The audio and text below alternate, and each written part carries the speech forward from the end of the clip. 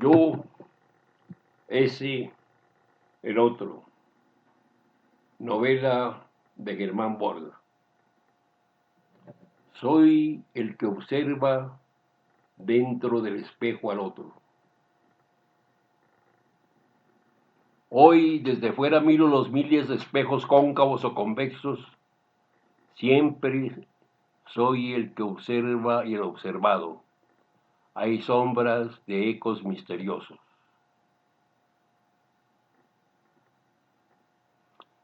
El jurado protestaba internamente. Debían permanecer ese día de un calor infernal, aún para agosto, siguiendo todas las peripecias del juicio. La mujer negra, muy robusta, sudaba gota gorda. Se aireaba nerviosa con un abanico español. A su lado, una dama entrada en años indefinidos de soltería, delgada con lentes gruesos. Su aspecto era el de una maestra de escuela. Un hombre mal encarado con un gesto constante de molestia estaba sentado junto. Refunfuñaba y maldecía la hora de haber sido llamado. En compañía de otros nuevos miembros debían decidir la vida del reo. Hamilton Fairbanks, acusado de haber cometido delitos sexuales, carnales y asesinato. La argumentación era clara y contundente, pero sin duda muy difícil de aceptar en un juicio. El acusado no negaba haber estado en el lugar de los hechos el día y hora en que se cometió el delito. Además, reconocía que una persona igual lo había realizado, pero no era yo, decía, el que lo hizo. El otro nada tiene que ver con ese ser que soy ahora. Ese hecho es apenas un recuerdo en mi subconsciencia en el que no participo. No tengo hoy la menor idea de las razones que lo motivaron y menos aún, ni entiendo que tenga que pagar por lo que ese otro cometió. No siento remordimiento y menos aún culpa. Las declaraciones suscitaron una exclamación en la audiencia y más en el jurado. Sus rostros denotaron sorpresa y algo de indignación. Haber aniquilado a una pequeña niña y luego haberla violado era un crimen execrable digno de la pena mayor, a pesar de haber sido cometido 20 años atrás. La tesis se correspondía a la presentada por la doctora en psiquiatría del ser, Helena Ruppenstrau. No somos nunca el mismo, decía ella. Cambiamos de manera constante, lo único que permanece es el recuerdo. Las acciones pasadas no pueden ser imputadas al presente. La fiscal se esmeraba en sus planteamientos. Esas tesis de la alemana aún no habían sido aceptadas, por el contrario, eran cuestionadas en muchas partes. La mayoría de psiquiatras y psicólogos, así como los filósofos, los de grandes universidades del mundo entero, estaban muy en desacuerdo. Reconocer esa propuesta implicaba liberar a todos los prisioneros de las cárceles del planeta íntegro. Luego de los largos planteamientos de la defensa y las respuestas de la fiscalía, el jurado entró en deliberación. Pasaban los días, luego las semanas, sin encontrar una respuesta. La prensa seguía con especial cuidado el proceso. Montaban guardia frente a la sala del juicio, esperando cualquier novedad. Por fin, cuando iban a completarse más de varias semanas hasta llegar el mes de iniciado, el proceso, se produjo el resultado. Había veredicto. El juez hizo venir al alguacil por la papeleta, la leyó en silencio, la regresó al jefe de los jurados y preguntó: en el juicio contra Hamilton Fairbanks por violación, ¿cómo encuentran al acusado? Hubo un suspense en la sala, a la espera de la voz del jurado, quien dijo muy firme: inocente. Luego contestó lo mismo referente a todas las implicaciones y acusaciones. El revuelo fue general. El abogado defensor fue entrevistado a la salida. Su respuesta fue muy clara. Es obvio que cambiamos de manera total. Lo que permanece, de acuerdo con lo estudiado por los sabios alemanes, además de ser confirmados por los americanos, Lo que subsiste en el ser es apenas un recuerdo bastante vago por lo general de lo acaecido, de cómo se ha realizado y se siente que ha sido perpetuado por otra persona. Por lo mismo, no se puede condenar a un hombre por lo que ha hecho otro. Eso sería totalmente ilegal. Es decir, argumentó una bella periodista que se acepta que el ser se puede dividir, subdividir y que el uno no recuerda al otro, por lo mismo no es culpable de sus acciones. Lo que hace el uno en el mismo caparazón no puede ser implicado para ambos.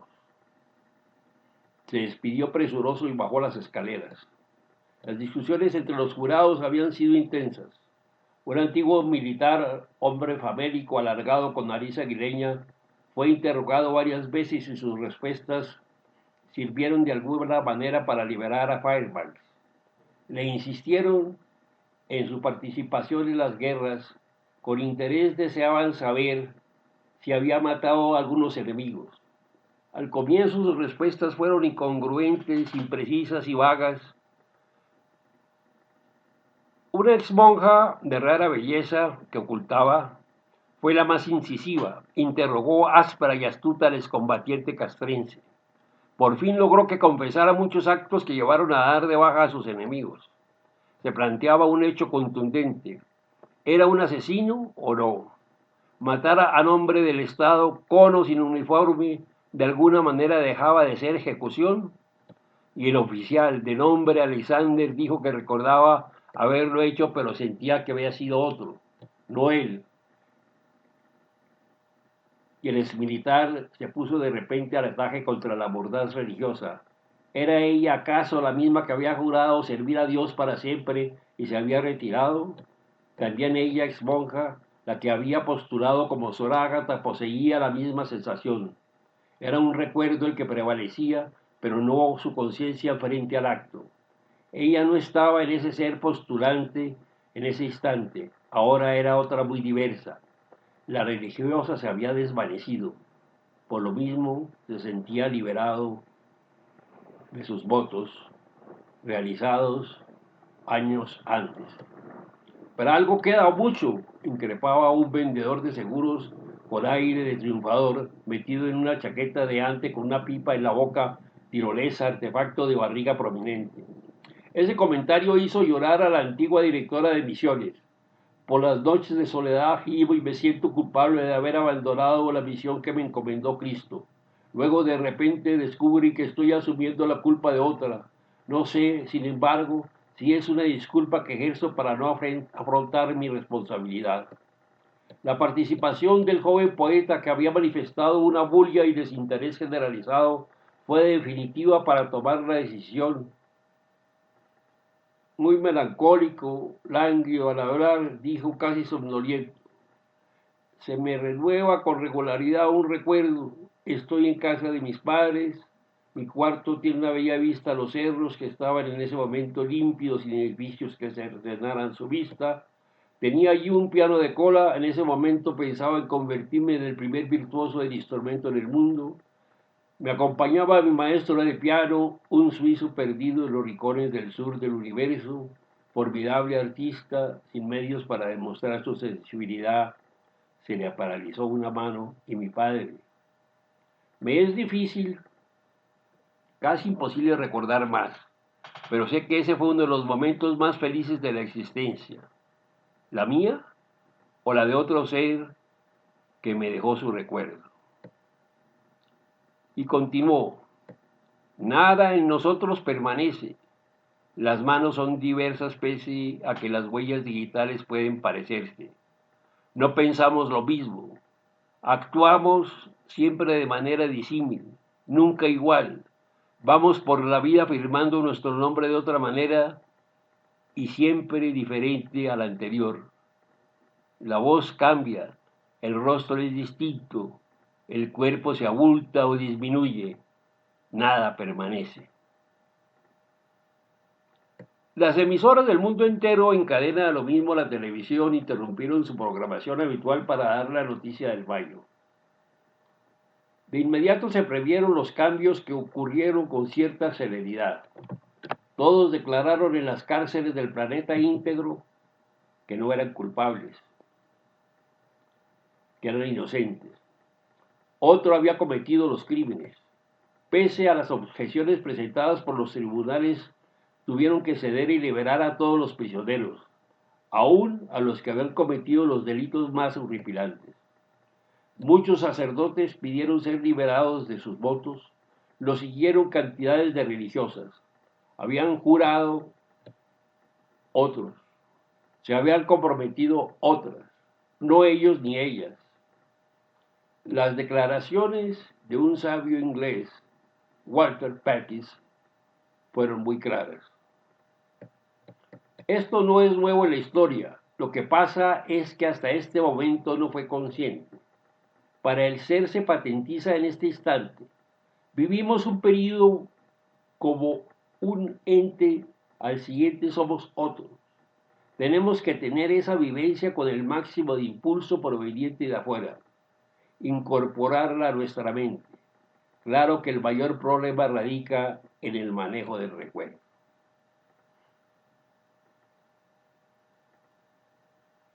El influjo total de las mentes de los seres íntegros del universo produjo catástrofes violentas en la atmósfera sideral. Primero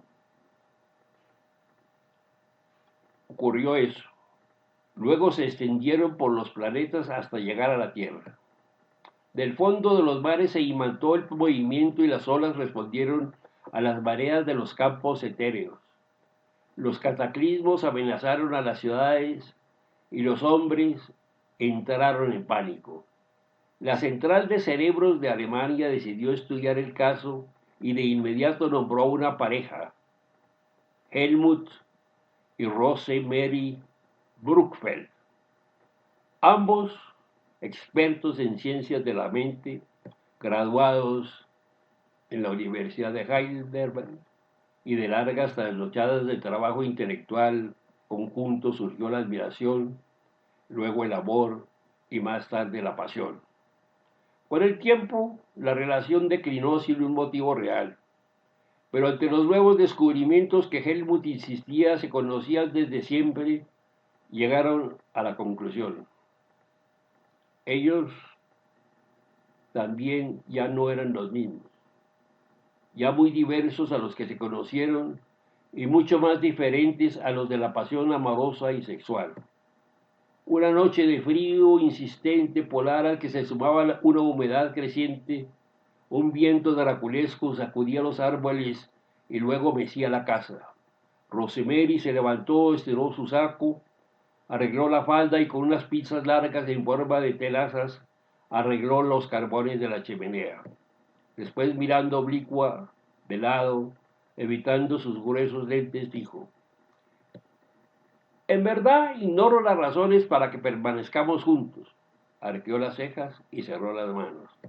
Helmut no se sorprendió con la pregunta. Se la estaba haciendo hacía ya mucho tiempo y sin soltar un libro. El caos, dijo, que leía desde hacía 2 años con voz queda, respondió: antes de contestar voy a mencionarte un pensamiento que acabo de tener. El mundo y los seres sin el caos serían más caóticos. Luego continuó: en mi caso, y sin darle muchas vueltas, permanecería contigo por pena y absoluta pereza. Me daría enorme tedio trasladarme a otra vivienda y mucho más buscar a alguien con quien descargar mis producciones de testosterona. Sería incapaz de hacer el teatro del amor, ya que este, al que soy ahora, no cree en absoluto en su parafernalia. Jugó un rato con la pipa y se despojó de sus lentes, con su aspecto de profesor nórdico, la barba puntiaguda, la mirada fija e interesante, era atractivo, aunque no carecía de encanto y de belleza. Colegas y alumnas lo habían asediado en una batalla que sin grandes combates había ganado Rosemary. Agradezco tu sinceridad. Lo cierto es que somos nuevos, diferentes, distintos y que el pasado es en eso algo que sucedió, que no se repite y no tiene conexiones con el futuro. Y menos aún parezca absurdo con este presente que arrastramos como dos bueyes cansados. Resiento en algo tu afirmación de mi castración, lo que hubiera impedido de todas maneras nuestra precaria relación sexual de estos últimos años. Claro que en los hombres eso puede ocurrir, en cambio en las mujeres lo son por naturaleza, eunucas. Rió a carcajadas y la abrazó cariñosa. Ross estaba molesta. Me parece, dijo ella, que hemos superado una importante etapa. No hay recriminaciones. Dijo él, no debería haberlas. Eso no tendría sentido. Al día siguiente, Rose se puso muy temprano a organizar sus maletas para desplazarse a otro apartamento. Helmut, que había trabajado hasta muy entrada la madrugada, se levantó, restregó sus ojos, algo obnubilados y desaseados. Dijo, creo que no es necesario que te mudes. Podemos convivir como dos colegas, dos seres civilizados y amigos. Al insinuarlo, abre las manos en gesto de interrogación. Muy cierto, dijo ella, pero creo conveniente dejar el pasado en lo que es, en una vivencia de recuerdo, algo cerrado en esa microacción. Llamemos la escena teatral que debe desaparecer de la realidad. Estar juntos solo haría perpetuar algo que en la realidad ya no existe, que debe existir solo en el pretérito. Y él la interrogó. ¿Y nuestra relación de trabajo? Rose ríe coqueta y simpática. El pasado ha desaparecido, pero no sabemos lo que nos depare el futuro. Arquea las cejas en señal de incógnita. Helmut no responde y sale rumbo a la ducha.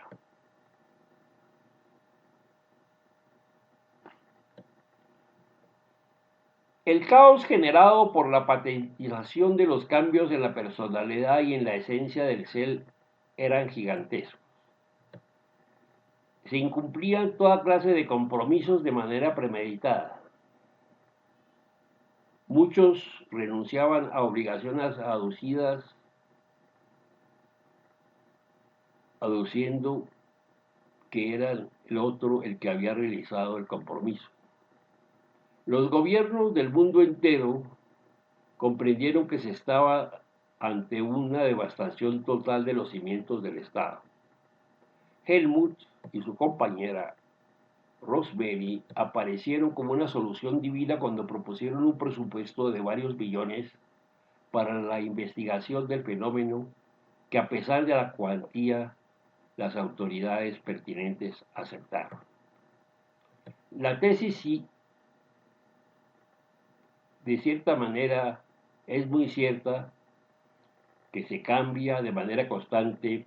Hay que analizar, sopesar por cuánto tiempo se es con cada personalidad, dijo Helmut. Ese lapso, al determinarlo, implicaría la responsabilidad. Otra pregunta básica ocurriría en todos los de manera simétrica e igual. ¿Cómo acontecía eso en cada ser? La responsabilidad los agobiaba mientras el planeta se debatía en el marasmo. Resolvieron consultar al gran maestro de la mente, al profesor Al Ullman. Sabía que desde décadas esto iba a ocurrir, contestó, pero no imaginé que fuera tan pronto. Apagó una serie continua de ordenadores conectados con máquinas y robots de uso variado. Hacía experimentos secretos. Las grandes potencias habían intentado investigarlo y raptarlo de manera infructuosa. Un grupo de chinos en apariencia de la mafia lo secuestró y torturó sin lograr nada. Le habían amputado en ese acto monstruoso un dedo del pie. Los norteamericanos lo tentaron con propuestas maravillosas. Los rusos fueron más directos y pragmáticos, propusieron una cifra con cantidad de ceros. Demoró varios minutos accionando la panza de su pipa tirolesa. Pensativo rascó su barba, descuidada, puntiaguda, con algunas canas. Retiró varias veces sus gafas. He estado investigando al respecto.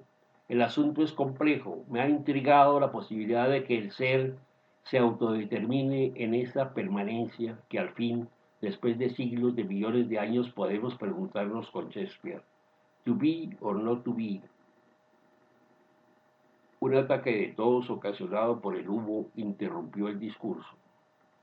Una mujer escuálida, con aspecto intermedio entre mucama y enfermera, ingresó en el cuarto y dio unas pastillas al sabio. Pronto se recuperó, pero permaneció en silencio, tras un larguísimo lapso en que miraba constante a la chimenea. Luego les dijo, hay que crear un laboratorio humano gigantesco y hacer coincidir los cerebros mediante un cableado de enorme complejidad. Esa sincronización mostrará varios aspectos de la investigación. Estoy dispuesto a enseñarlos, pero no hoy. Me encuentro cansado y exhausto. Regresen en 15 días. Ya se despedían muy respetuosos y comedidos cuando lanzó el último comentario que los dejó petrificados. Lo que más me preocupa es que ese laboratorio tendría que ser a cerebro abierto. Ignoro las consecuencias. No puedo asumir una responsabilidad de ese calibre. Yo sí, claro, desde luego, acepto ser el mismo de siempre. Rió con unas carcajadas macabras que amedrentaron a los visitantes. Lo que más me apasiona de ese experimento es la interrelación de los sueños. No hay ninguno aislado y todos se concatenan. Cada ser humano es una ficha dentro del rompecabezas del cosmos y se refleja en sus sueños. Parte, repitió y repito, de un todo, el universo onírico. Mientras caminaban rumbo a la salida comentaron, el profesor está muy extraño. Pese a sus manifestaciones, creo que ha cambiado sustancialmente. Parece que nadie puede liberarse. Rosemary continuaba jugando nerviosa y compulsiva con el llavero. Estoy de acuerdo, pero creo que sin su ayuda no lograremos nada. Nos reuniremos aquí en este café con nombre tan francés y bello que no cambiará como nosotros. Le Boulevard. Nos reuniremos y encontraremos en 2 semanas a las 3 de la tarde.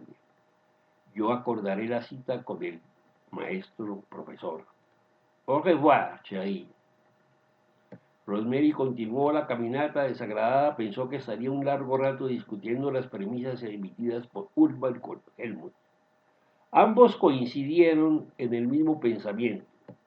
Pese a los cambios, algo permanecía, pero ese algo era ¿qué? ¿Qué era lo estable, lo indeleble, lo contingente?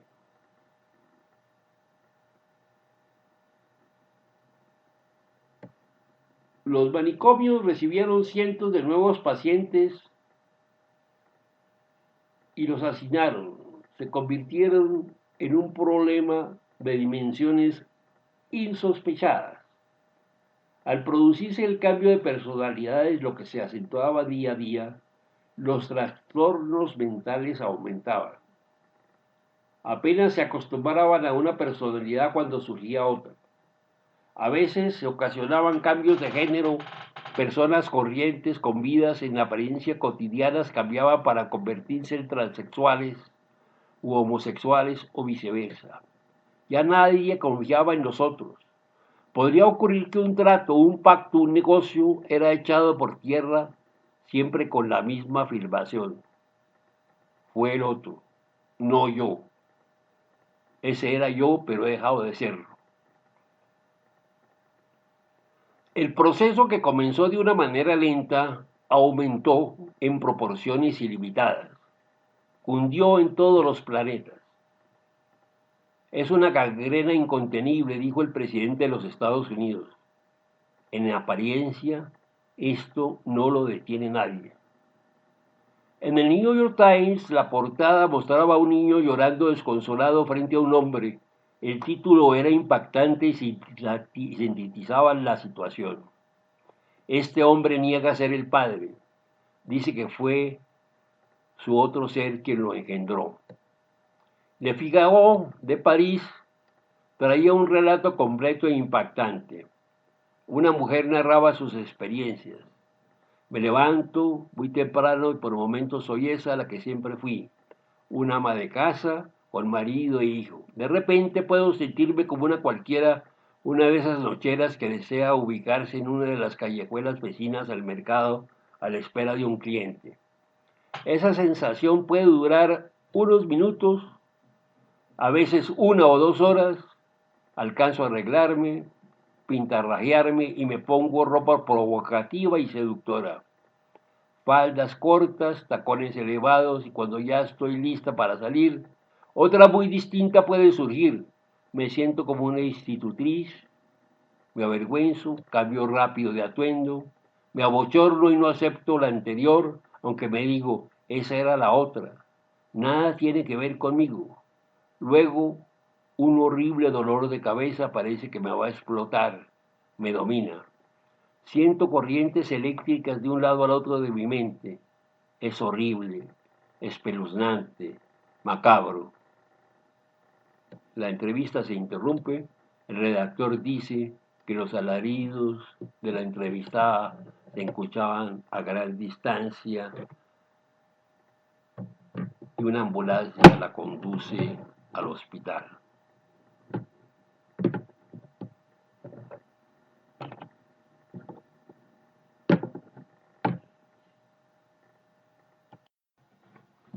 Cuando comenzó el ser a descubrir que era totalmente contingente, el sabio Ullman, siempre jugando con su pipa, como si le diera a sus pensamientos fuerza, ese actuar lúdico, dijo, no sé si eso tiene importancia, considero que siempre el ser lo intuyó. Rosemary cambiaba el rumbo de sus piernas, coqueta, sensual. De forma simultánea continuó, se ha producido siempre con extrañas epidemias. La del silencio en Roma fue realmente impactante. Los seres duraron varias semanas sin hablar. El Papa salía al balcón y se le veía pronunciando algo que no se podía escuchar. El sabio rió a carcajadas y añade, desde luego, en algún lugar del cosmos el absurdo impone sus leyes. Ionesco, el gran Ionesco, el rey del absurdo, debe ser un dios. Seguro uno de los nuevos, pues cada instante nacen dioses. Puede ser que exista uno principal, el gran jefe, posiblemente una amalgama entre Zeus y su clonación. Hace un gesto de seriedad y clava la mirada en el vacío. Continúa.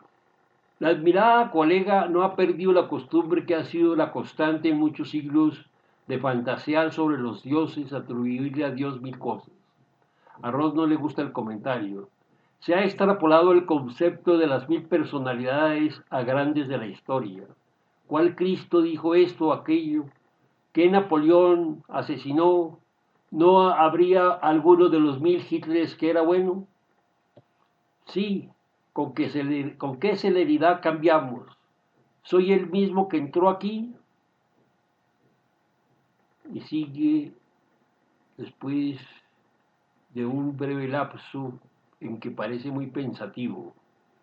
El hombre es un pigmeo, una pulga, un insecto, aún más deleznable y efímero que el mismo insecto, pero que ha adquirido la capacidad de desestabilizar al universo. No sea optimista, lanza carcajada. Eso me recuerda que luego de la epidemia de silencio hubo en la ciudad santa una de risas. La gente reía sin parar. Todos. Era algo inconcebible. Y luego me pregunto yo, ¿cómo paró? A la medianoche tocaron una campanada.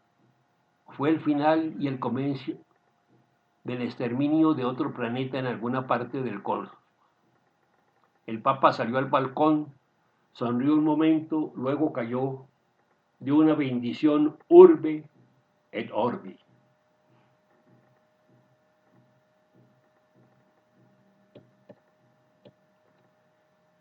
La instalación arquitectónica es de un modernismo algo exagerado y presuntuoso, con pisos ascendentes terminados en triángulos, ventanas asumiendo diversas luces con dispositivos especiales. Trabajan 331 muchachas con edades que fluctúan entre los 25 y 33 años. Son todas rubias, miden lo mismo 1,70 m. Investigan la realidad de una gran intuición, la permanencia y desarrollo de la existencia a través del recuerdo. Un profesor de un pueblo perdido en el norte de Alemania logró recuperar parte de muchas de sus existencias a través del recuerdo e hizo el descubrimiento que mientras una vida seguía, otra se dirigía a otras regiones que se podían recuperar. Una de las 1000 vidas, se decía, aunque podía ser muchas más. El profesor Bruckenbacher permaneció anclado en la estación del tren esperando que un expreso llegara de Noruega, pero una luz inesperada de nieve lo tenía detenido en algún lugar entre Kiruna y Estocolmo. Leía distraído una serie de relatos sobre los asesinos en serie de ciudades norteamericanas, cuando un movimiento reflejo de su cabeza hizo que observara el reloj. La hora no coincidía en absoluto con la luminosidad de la noche, un nocturnal abierto con estrellas rutilantes, y observó que el minutero desaparecía y el horario retrocedía. Ese acontecer le impactó y permaneció anclado en su mente, que olvidó casi de inmediato las 12 horas de espera para que pudiera tomar el tren rumbo a Bremen. Ve mejor el autobús, le había dicho su mujer Inge, pero a él no le gustaba obedecerla, lo que tenía que hacer desde décadas y siempre. El tren al fin llegó jadeante y un pomposo jefe de estación lo lanzó rumbo a Alemania y finiquitó sus trabajos en Bremen y regresó a su puesto de trabajo. En apariencia todo permanecía diluido en su mente, hasta que una madrugada el reloj de la sala, enorme, anacrónico, se volvió loco y comenzó a campanear intermitente.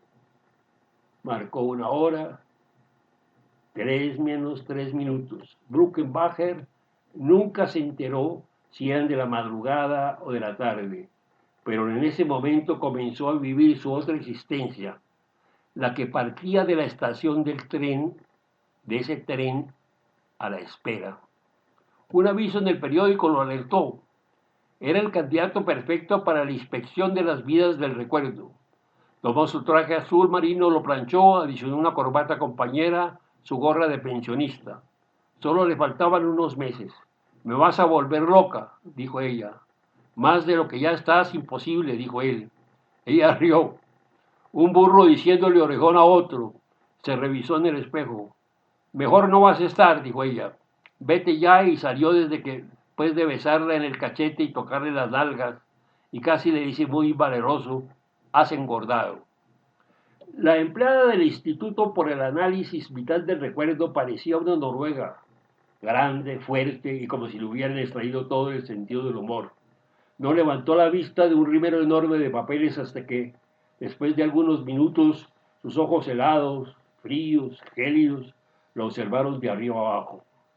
Sin saludarlo, le estiró un papel, rellénelo, y señaló con su mano regordeta, blancuzca, con visos amarillentos, una silla de hule, y frente había un pequeño escritorio.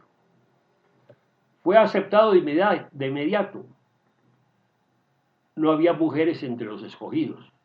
Le dieron un horario, comenzaba a las 7 de la mañana, lo acostaban en un cuarto azul celeste con sábanas azules compañeras, edredones azules, una pijama de igual color.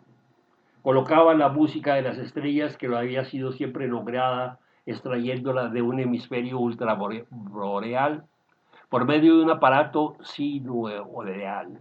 Luego entraban por turnos 10 bellas muchachas también con minifaldas azules, una cofia azul oscura y amplios escotes.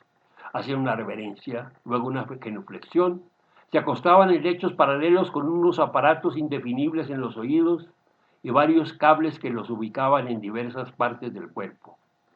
¿Por qué no hay muchachos?, preguntó un científico recién llegado de Israel, bajo, inteligente, con nariz de hebreo, gafas que ocultaban unos ojos escurridizos. En alguna o muchas de las vidas que auscultamos y seguimos, los hombres han sido mujeres y eso les costaría aceptarlo. Cada una de las bellas ayudantes seguía a una de las existencias del personaje que durmiera en el lecho. Luego, como en una composición de Bach, se entrelazaban todos los sueños en un contrapunto de líneas oníricas. Los sueños de todos se entremezclaban, los metían en una retorta gigantesca, les daban vueltas y después salía una imagen distorsionada del ser. Puede ser que su figura sea deformada, decía, pero es la que más se acerca a la realidad. Helmut y Rosemary Bruckfeld habían ingresado en el edificio y encontraron al profesor Rupert Strauss en el laboratorio. Acababa de organizar un grupo de mujeres y a un ser matusalélico de nombre impronunciable, un árabe multimillonario que garantizaba había vivido 1.000.000 de vidas. ¿Cuál de las vidas se concreta, se detiene y muestra un estado sólido, no uno disoluble? Inquirió muy curiosa Rosemary. Ese era el objetivo de nuestra investigación. Cuando lo lograremos, la humanidad dará un vuelco formidable. Hasta ahora es todo lo contrario, dijo ella. Lo que ha salido a la luz es la fluctuación constante del ser. A la pregunta básica de Sócrates, conócete a ti mismo, habría que preguntarles, ¿a cuál de tantos? Entonces él dice, eso estuvo siempre presente, solo que ahora se ha hecho desconocido. Quizás un maleficio universal. Nadie es nadie. También Shakespeare. To be or not to be, aunque en realidad ese es el otro problema.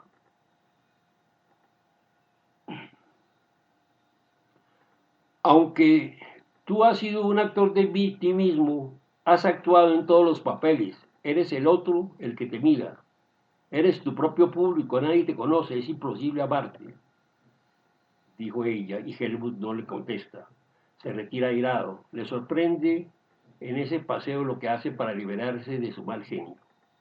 Las mujeres siempre encuentran la manera de irritarlos, pensó. Encontrar un busto del gran genio griego desconocido para la mayoría de sus contemporáneos consideraron superior a Platón y Aristóteles, Ergamenos de Tracia, quien fue el primero, quizás también el único, en buscar las relaciones entrelazadas del recuerdo y los sueños. Los recuerdos dentro de los sueños y cómo estos se interrelacionaban con una realidad subrepticia, oculta, casi intangible, perceptible solo en algunos fragmentos poéticos y en la música de las esferas producida en Krebs, Cangrejo, la manera refleja retrospectiva del sonido, su posibilidad de ampliarse y retrotraerse. La única realidad del ser, su perspectiva lineal en el ámbito del subconsciente consciente. Estos textos del insigne griego desaparecido para los investigadores, oculto en la existencia secreta de los siglos, le llamaron poderosamente la atención a los alemanes. Les sorprendía que alguien de otra latitud pudiera crear algo tan complejo, pues ellos se sienten poseedores absolutos de las formulaciones inentendibles y cada una debe requerir meses, años o toda la existencia para dilucidarse. La faz del genio que aparece en el único busto conocido, con una nariz protuberante, fina, ojos adormilados, vivos y despiertos, pelo ausente, completamente calvo, la cabeza grande de hombre con sabiduría e inteligencia. El pecho deja intuir una larga toga propia de un político y gobernante de magnitud, pero es el Senado a propósito, como es el caso en todos los bustos. Durante mucho tiempo se lucubró sobre si había existido o no. Inclusive llegaron a pensar que se trataba de una broma de Platón conjuntamente con Aristóteles, hasta descubrir una carta de Euqueriesis, su mujer, enviada a una pariente. Decía: de todas las lucubraciones de mi marido, lo que más me ha impactado es la posibilidad de ingresar en la vida de los sueños. Los sueños no son, como muchos creen, una hilvanación más o menos arbitraria del subconsciente. Esa palabra sorprendió en extremo a los psiquiatras vieneses, quienes a su pesar tuvieron que aceptar que no era Freud su descubridor, sino esa mujer perdida en algún lugar de Tracia, sino mojones de su existencia a los que se puede entrar y vivir. Eso lo hemos hecho a menudo con mi esposo. Él domina la técnica de dormir y luego de penetrar en las 1000 vidas. Cito un número, pero es factible, o seguro que son millones más a través de los lugares y secuencias que aparecen en la vida onírica.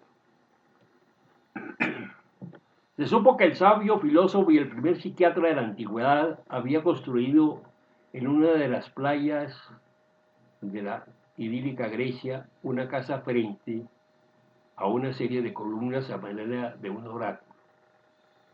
En las tardes, cuando el sol magnífico e inigualable del Egeo recogía su existencia e iba apagando cada uno de sus tentáculos, la música inaudible de las esferas se hacía presente en pentagramas abstractos. En ese instante de magia quimérica ambos se acostaban, producían esencias y perfumes. Ergamenos resucitaba versos en griego, vernáculo, adormecidos e impulsados por el vino Retsina, ingresaban en el planeta de los sueños. Una noche no regresaremos más, dijo Euqueresis con tono indefinible entre melancólico y ausente. Eso es lo que espero, dijo él. En ese instante habremos vencido a la muerte, el verdadero gran sueño de la humanidad, comentó. Ergámenos permaneció observando el reflejo del cielo cristalino en el mar.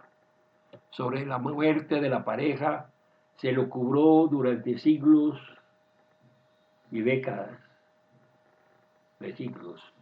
No aparecieron.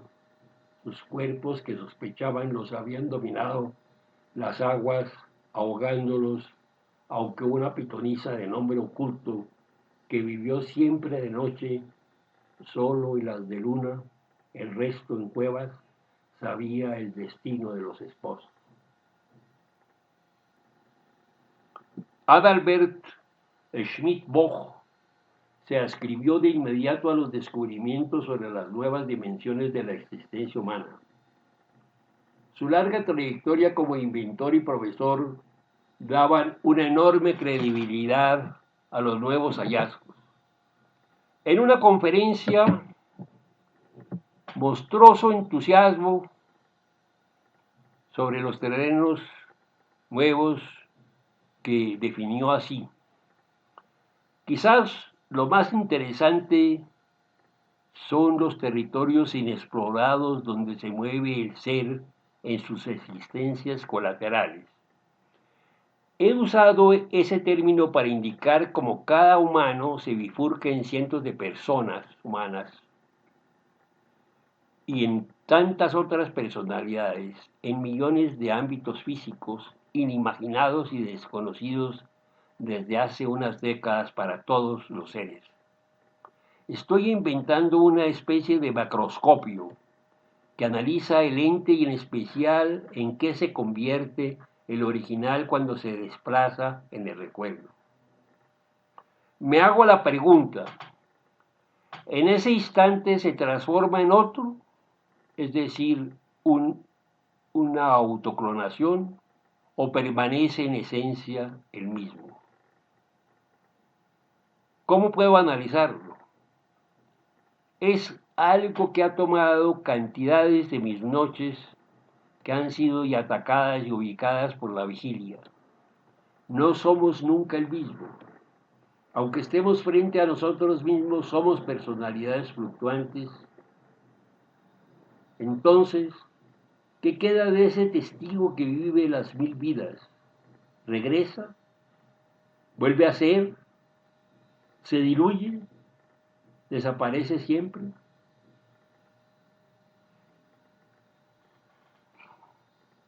El inventor, un hombre quijotesco en todos los sentidos, largo, escueto, famélico, con ojos azules que miraban solo por adentro, agitaba sus manos como dos aspas de molino o un simio émulo de King Kong.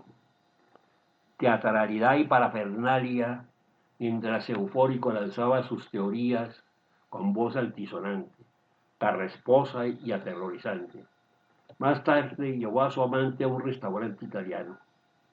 La Pizza del Cuore se llamaba. Ella era una italiana oriunda del norte, nacida cerca de Trieste, que parecía una vikinga boxística, gigantesca, fuerte, hombruna y con un sentido agresivo de la seriedad y la exactitud. Dijo, deshumanizas el ser, al hombre, todo quieres resolverlo con máquinas, destruyes la esencia misma de la vida. Schmidt-Boch comía raviolis, había pedido 2 porciones, su apetito era descomunal después de las conferencias. Se desgastaba en extremo. Ella, mientras tanto, dejaba enfriar un suculento plato de espaguetis. Él resolvía ignorarla cuando entraba en esos momentos de euforia. Ella continuó seria y dijo, han olvidado la intuición, la premonición, la poesía, la exaltación artística y religiosa. Ignorándola, Schmidt-Boch tomaba vino, adoraba el tinto del Friuli que consumía generoso, y algo nebuloso por el alcohol intentó explicarle a Julia el desarrollo de su nuevo invento. Y ella pensó, de nuevo las máquinas, que conectará múltiples cerebros en diferentes estadios durante largos lapsos, días, semanas, meses, quizás años. El sabio levantó las manos. ¿Por qué no? Luego pidió una sopa inglesa, famoso postre italiano en extremo dulce. Ella lo rechazó. Su línea se había trascendido.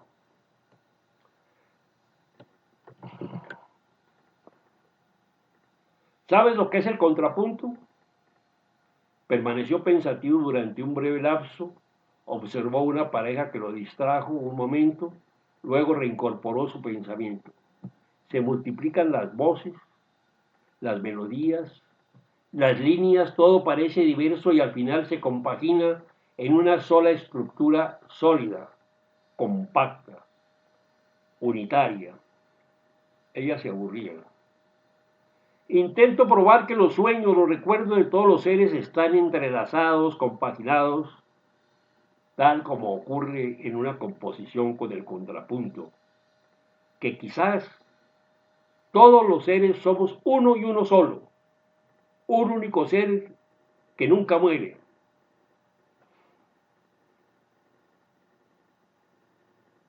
Y ella, mirando fijamente al vacío, ¿y dónde queda Dios? Schmidt ignoró la pregunta, continuó. La máquina mostrará las escenas oníricas de todos los participantes en pantallas gigantescas de televisión. Un reloj mágico dará la señal cuando cada existencia se bifurque y otro reloj catedralicio, salvado de la destrucción del templo más bello del gótico francés, el de Illiers-le-Congrès, señalará cada vez que el fenómeno se repita.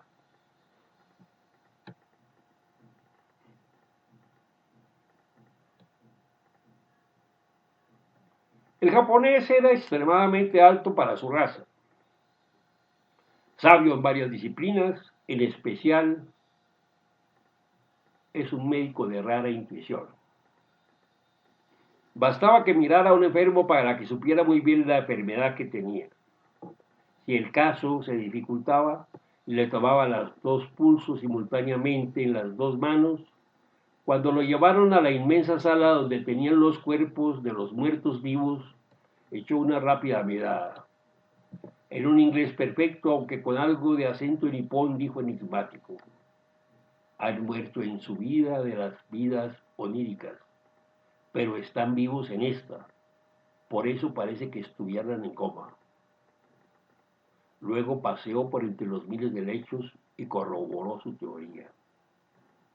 El asunto se complica. Estas existencias se han unido en mundos subterráneos y subconscientes. Respiró profundo, sacó una vieja pipa italiana, la observó pensativo y la guardó luego. Inge, la bella vienesa, muy espigada, de ojos vidriosos, azules claros, vivos y penetrantes, dijo con su acento algo germanizado: jamás hubiera pensado que usted fumara. Hace 31 años, 2 meses, 3 días, 11 horas, 14 minutos, 26 segundos que dejé de fumar. La miro para recordar mi disciplina, mi rigurosidad milimétrica en todos los aconteceres de mi existencia. Inge levantó los ojos con una señal que podía decir cualquier cosa: sorpresa, reproche, admiración. Él, muy circunspecto, continuó: tengo que resucitar a todos estos muertos, vivos en su mundo interior, y enviarlos a otro planeta que ahora es posible sea el reflejo del que poseen ahora. Claro que esto no es tan fácil. Nosotros llevamos varios años trabajando en el proyecto. Solo hemos logrado que muchos de los científicos se desaparecieran. Se prevé o se sospecha que partieron para otros planetas.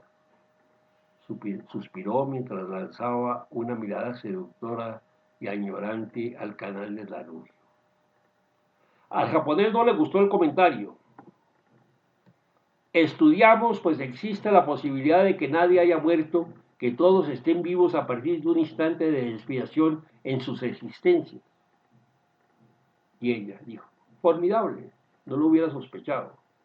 Sí, hemos logrado unas comunicaciones algo confusas con unos seres indescifrables. Pensamos que pueden ser algunos grandes del pasado.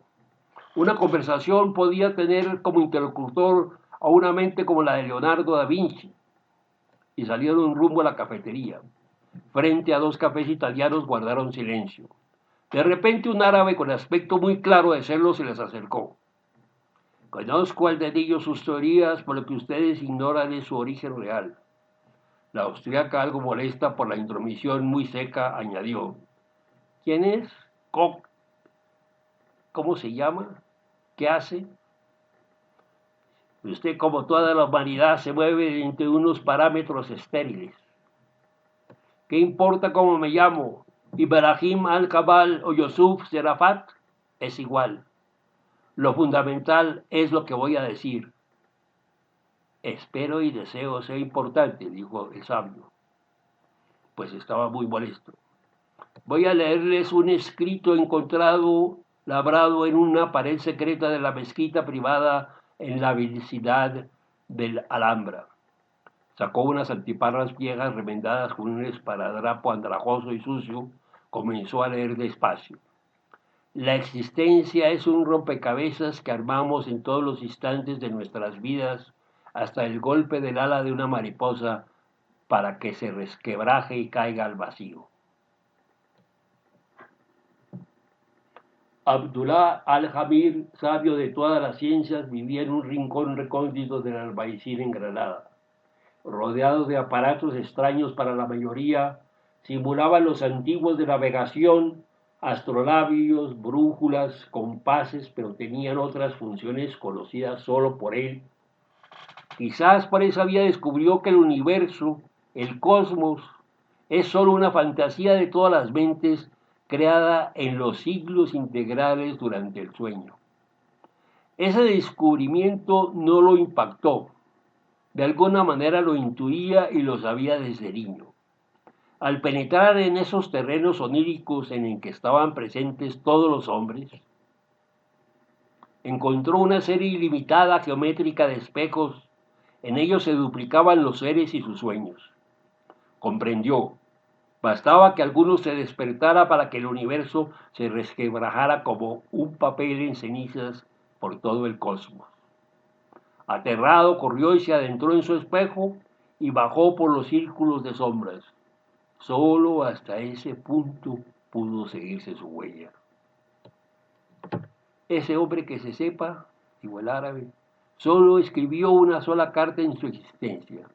No es seguro que la haya redactado. Hay grandes controversias y disquisiciones. Sin embargo, voy a leerla.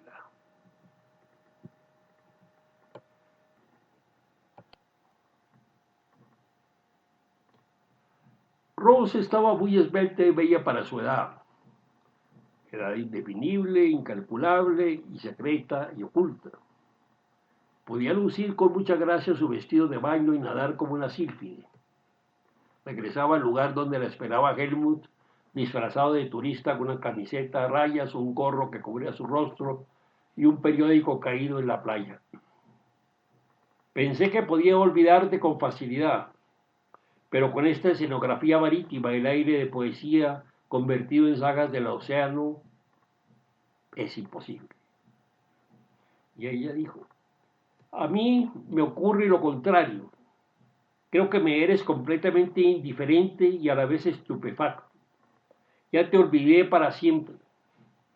Interrumpe con carcajadas simpáticas que se convierten en siniestras. He estado lucubrando sobre la integración de muchos elementos de la existencia hasta ahora en apariencia inconexos. ¿Cuáles, dijo ella, y a dónde nos puede llevar eso? Los pensamientos de todos los seres están ligados en la estupidez, la genialidad, la imbecilidad, la sabiduría, dice Helmut.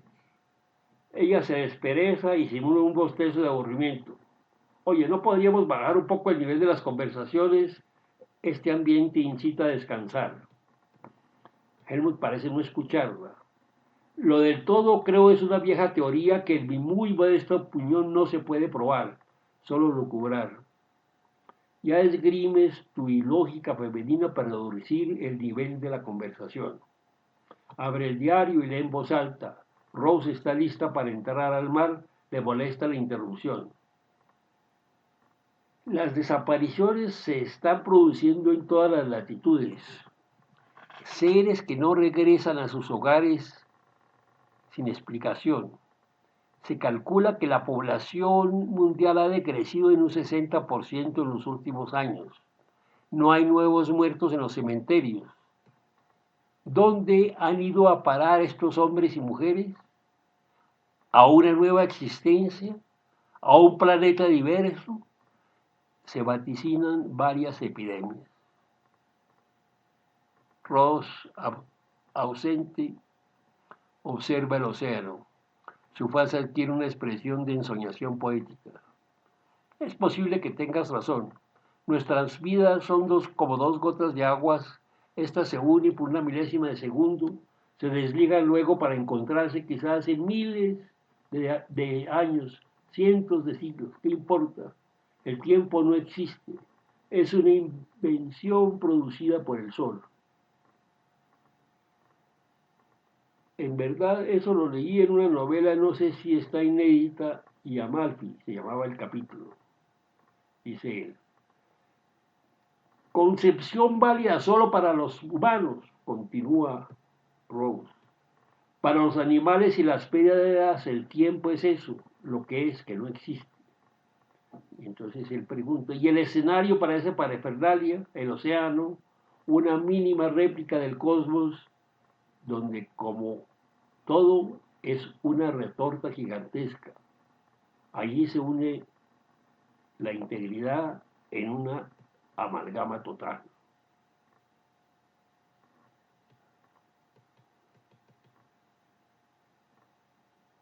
Roppenstrauch, en un artículo publicado en el Berlin Abend, señala la importancia de una carta escrita por un compositor. De repente he descubierto cuál es mi muerte y que esta ocurrió hace ya mucho tiempo. La posibilidad de vivirme en sueños también ha desaparecido. Siento a veces que soy un fantasma de mí mismo que deambula frente a los espejos sin verme, que solo escucho esos misteriosos de algo, esos ecos misteriosos de una saga narrada con una voz constante, inalterable, confusa, indefinida. Y millones de notas caen en el vacío y me lanzo a recuperarlas. En vano, pues mi cuerpo se deshace con ellas. Sí, cuando escribo y tengo los pentagramas delante, imagino los sonidos, las líneas entrecruzadas de instrumentos y de melodías y permanezco extasiado en su incógnita. El enigma planteado que debe definir si eso que elaboró mi mente existe en la realidad o es una fantasía fantasiosa creada por el cerebro. La única forma, su nacimiento a la vida vía los instrumentos. Lo más seguro es que no se interprete. Permanece como un embrión y nace o muere. Y en ese deceso arrastra a su gestor, a mí y a todos los que enredados en el embrujo de la clave de sol somos sometidos a las arenas movedizas de los pentagramas. Siempre estamos bajo ese karma, el dualismo, el don maravilloso de la creación divino, inigualable, o quizás una maldición, como dijera la esposa de mi gran maestro, refiriéndose a la creación artística musical. La composición, dijo muy fuerte, es el demonio. Y la única salvación, verificarlo cuando es llevada a la existencia, al recorrer la ruta de la interpretación y atestiguar su correspondencia entre lo que se pensó, eso que se escribió y lo que se escucha. Las partituras que yacen muertas en el cajón imponen su mandato. Sí, me lanzo a recuperar los miles, los millones de símbolos que caen al calidoscopio del vacío. Soy arrastrado y no puedo rehacer el rompecabezas de mi existencia, de los millones de existencias plasmadas en sus notas. Soy un fantasma de mí mismo, solo vivo en mi sombra. El texto transcrito por el sabio vienés no da el nombre del compositor, aunque por la redacción, el estilo, el pensamiento todos sospechan y es lo más seguro que se trata del compositor Adrop, quien parece haber ingresado en la eternidad.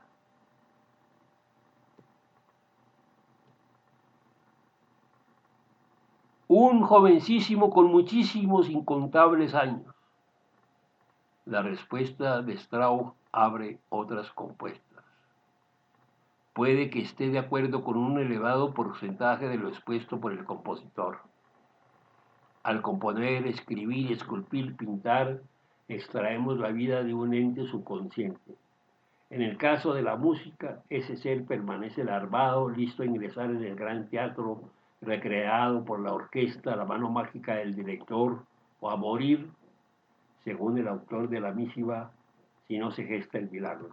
Milagro que entendemos ocurre al verificar el momento de gestación y de ingreso a la vida a manera de un espejo de quimera. La interpretación rescata lo que había en la mente. Trascendemos todos los terrenos de la nigromancia. ¿Y qué ocurre con Beethoven? Ese acto maravilloso, ese coito sobrenatural, jamás llega a producirse. Nunca puede escuchar sus obras fuera de su mente. Es como si un Dios lo dotara de todo el poder de la creación y le impidiera gozarlo. Podríamos percibir o imaginar la carcajada del creador jugando con su marioneta. Claro que ignoramos la potencialidad interior del compositor, su capacidad de autoescucharse y más aún, la posibilidad de escaparse y vivir en esas existencias sin necesidad de pasar por el sueño. Ya lo dijo el gran Erwin Ratz, musicólogo y compañero de Schoenberg, en una de sus clases. ¿Cuánto diera para poder vivir en la tonalidad de do menor? Quizás en esos mundos aún vive y existe el sordo de Heiligenstadt. Renace al primer acorde de una de sus obras y regresa al mundo de los muertos al final de la coda.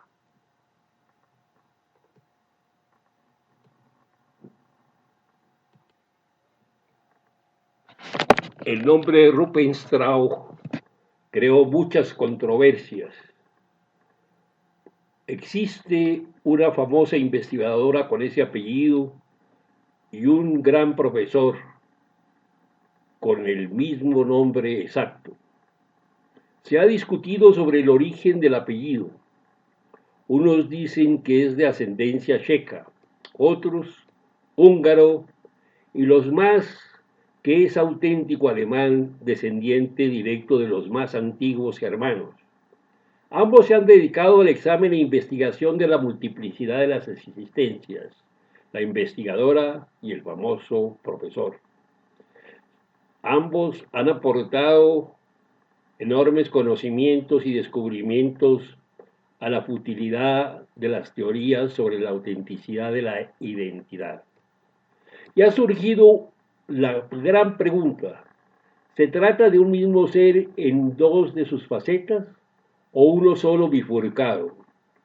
Un laboratorio particular de un multimillonario griego posee un aparato de dimensiones ciclópeas. Basta implantar ciertos elementos y descubre las mil o millones de identidades. Se introdujo la de Rupenstrauch o solo la de un ser difuso e intercambiable en sus fases. La hora en que ocurrió puede haber contribuido al acontecimiento. En eso no hay discusión. Fue a la medianoche del día 12 del mes último del año.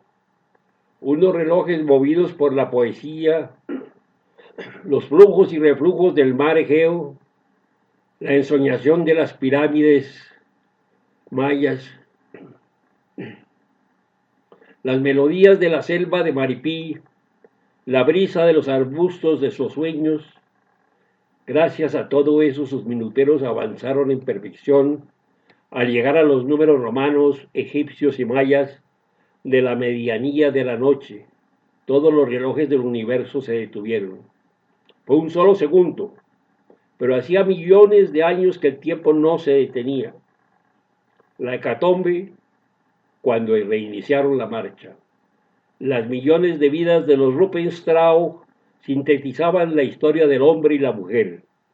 Se produjeron simultáneas en un escenario soñado por Leonardo para su último cuadro, El juicio final de todos los seres. Después de una trama indefinida, descendieron por un precipicio y se perdieron dando alaridos de dolor. El aparato explotó y sus partículas ascendieron por los aires.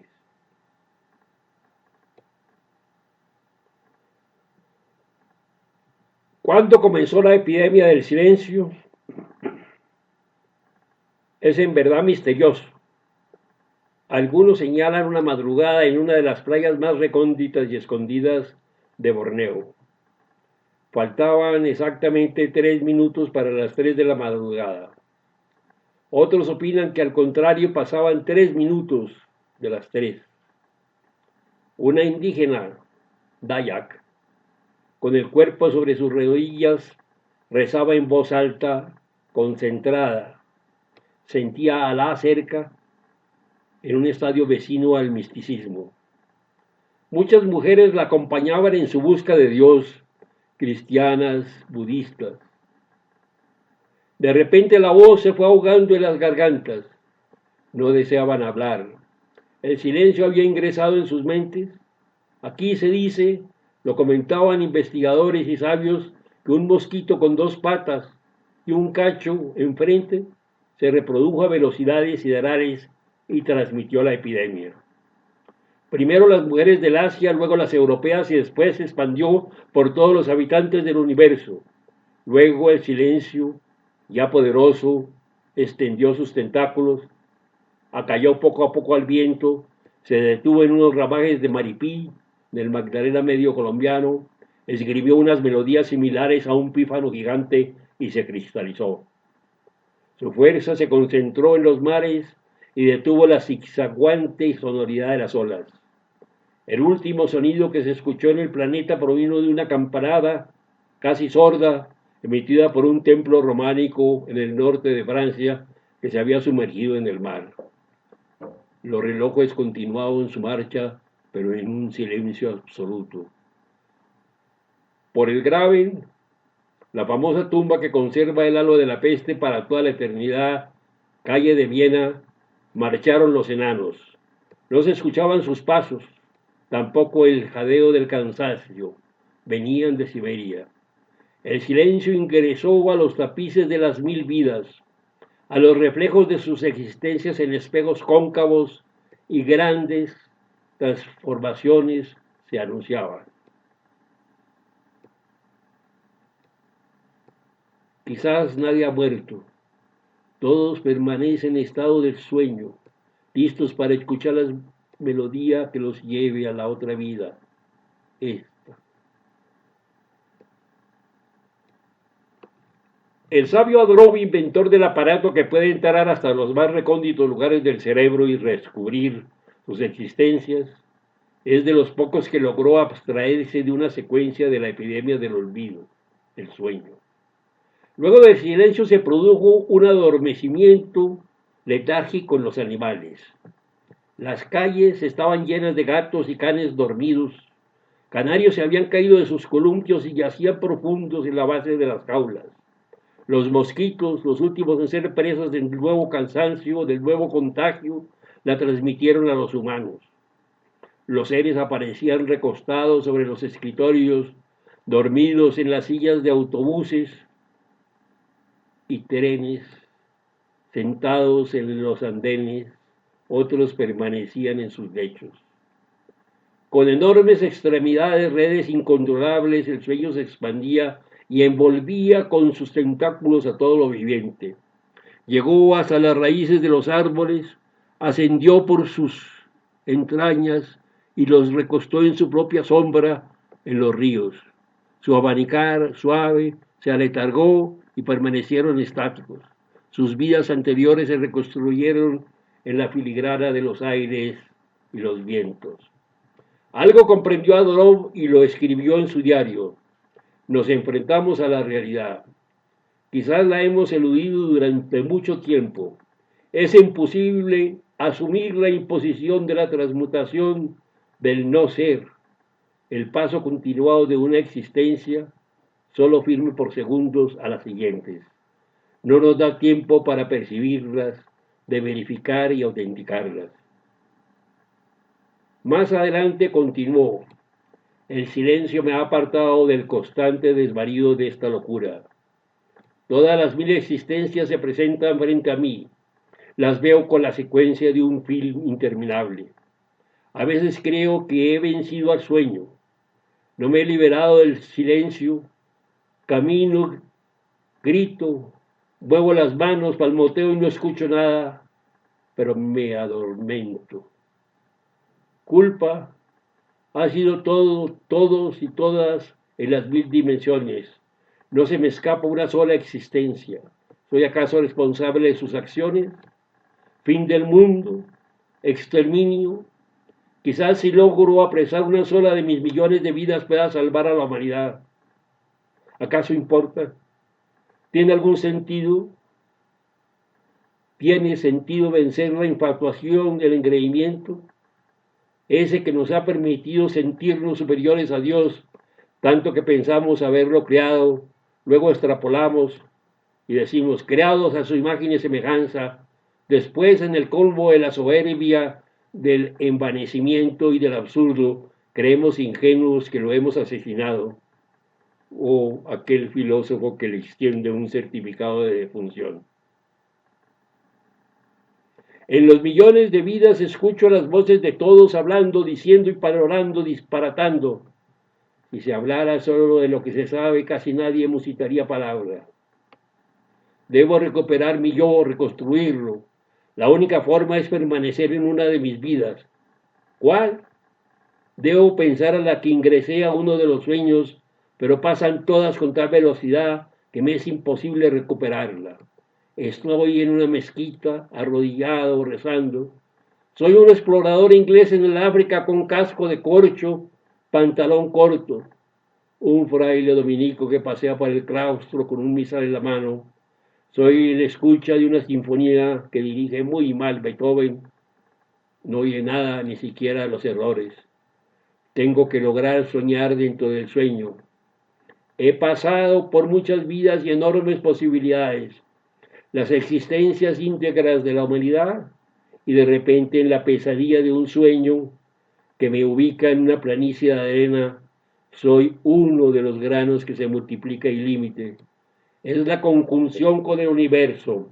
La materia es el espíritu es la materia. En algún momento todo se detendrá y será el fin. No existe un ser, un dios, una diosa, una pitonisa a quien rogarle, ni solicitarle de rodillas que detenga este extraño divenir. Y escucho entre campanadas, nada comienza, nada termina, y más adelante todo es, solo eso es. A veces sueño que es un sueño dentro de una pesadilla y despierto azorado y gritando. Quizás tengas esperanzas, vives en el recuerdo.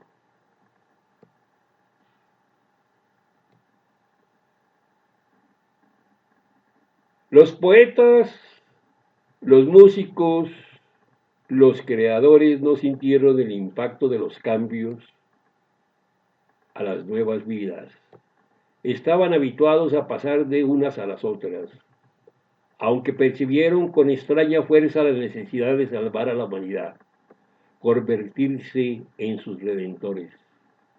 Quizás escribió el poeta, luego de narrarlo una mañana límpida, traslúcida frente al mar, su ser se conmovió por el ritmo cambiante de las olas con la guarida de secretos.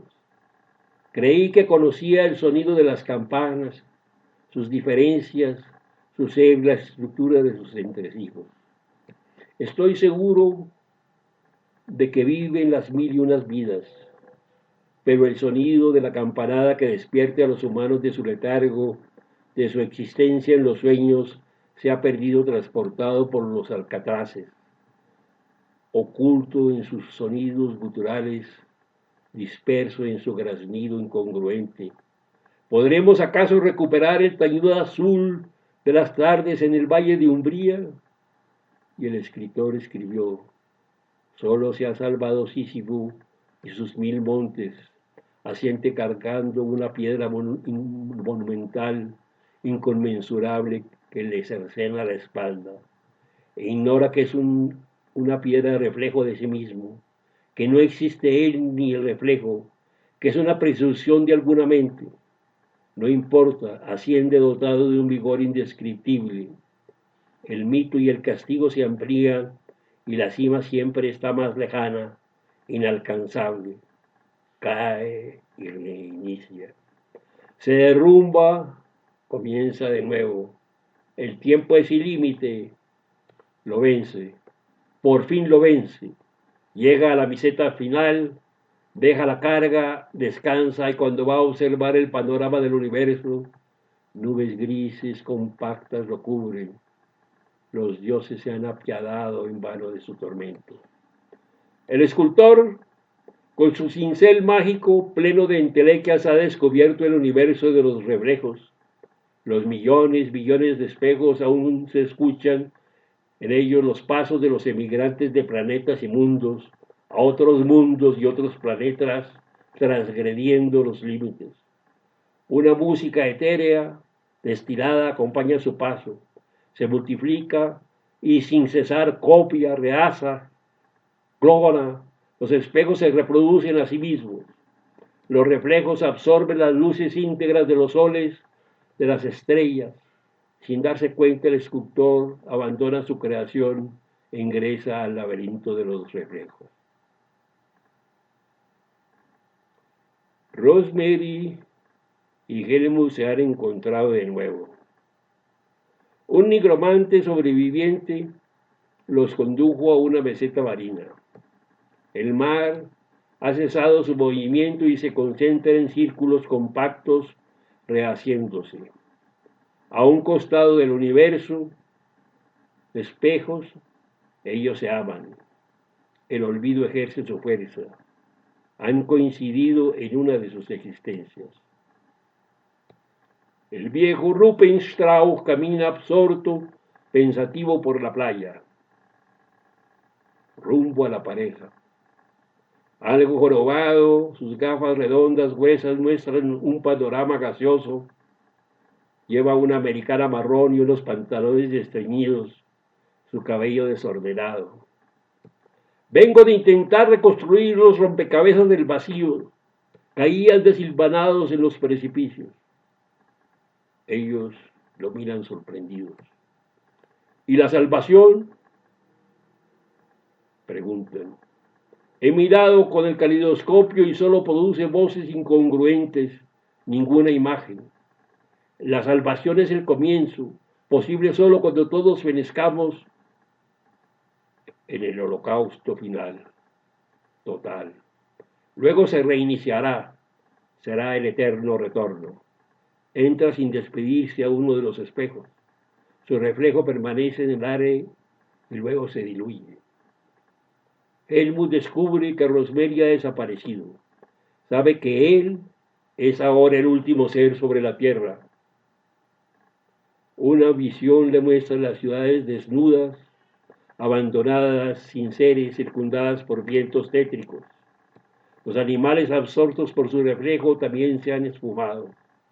Una mariposa con alas equidistantes pero diversas, una azul y la otra amarilla, se posa sobre sus manos. La cierra. Se acerca a los espejos y la deja libre. El ala rosa. Un estrépito conmueve las entrañas del universo mientras las vidas y sus reflejos se deshacen en los precipicios del alba. Las voces, antes de su deceso, mientras vuelan impedidas por las brisas, emiten un requiem amorfo, cultural y macabro.